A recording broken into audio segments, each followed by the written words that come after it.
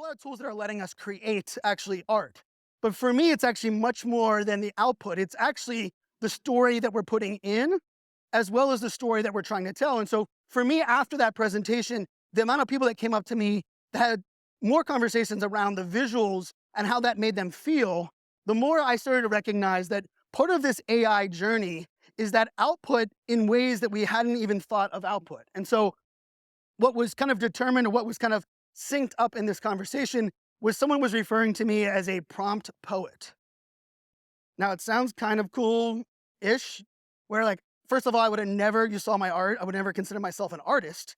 I definitely would also never have considered myself a poet.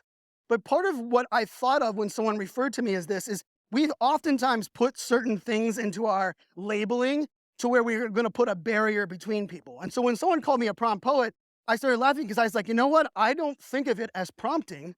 I think of it as me telling a story and then working with machine learning to actually create an image that represents that story, much different than just creating a basic prompt. And so storytelling, interestingly enough, in my view, ends up being the engine that allows us to prompt better than we ever have before. So if anyone's overwhelmed, I love Chris Penn. I've known Chris for about 12 years now, and Chris and I are definitely massive geeks.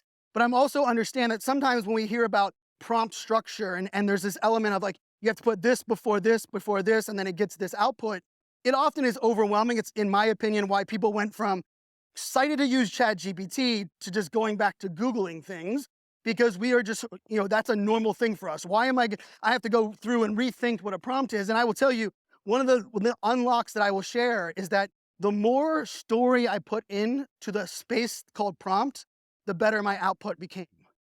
And for me, it was less about that structure of having A plus B plus C. As I mentioned, I'm ADHD, and structure and process and planning are not in my DNA.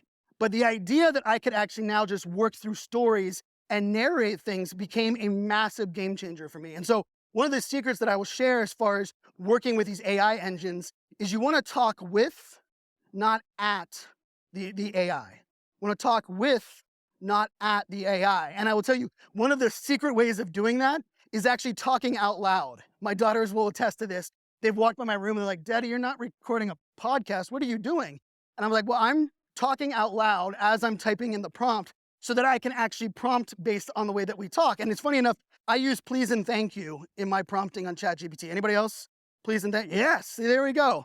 Now, part of that is because now we go from talking at to talking with it, right? And for me, that was a big step, not only in the art journey, but really where this whole idea was coming through. And so as a prompt poet, I started to think about what other things could I create art or create and use this story for. And I will tell you, for me, the unlock started to happen in rapid formation. And so I started to create art that was representative of how I was feeling or the emotion that I was going through, or even the work that I was working on. And funny enough, that presentation that I gave in Disney, I got multiple emails of people asking to buy the art that I used in my presentations because they wanted to hang that up, art where they wanted to go. We see this art. I had some of my art originally displayed in Times Square, used in some museums. And funny enough, this is coming from that person that you saw is definitely not an artist. And it started to hit me in the sense of this idea of ownership. And it was mentioned before, the NFT space is a space that I've been playing in for many years now. And for me, NFTs, blockchain, and where we're at is in AI is why this is all going to work. Because I believe in this world of AI, the things that we own as individuals will be the things that we are able to separate from others. Chris was mentioning that earlier today about, hey, check on your blog and understand what are the things that anyone can copy, or what are the things that are just generative narrative, and what are the individual stories that you have to tell. And so I look at this as that future of that brand is the more that we can tell these stories, the more we can step into this, the better things become. And for me, this isn't about becoming an artist or selling your art, but rather it's unlocking a new landscape, taking us into a new great divide.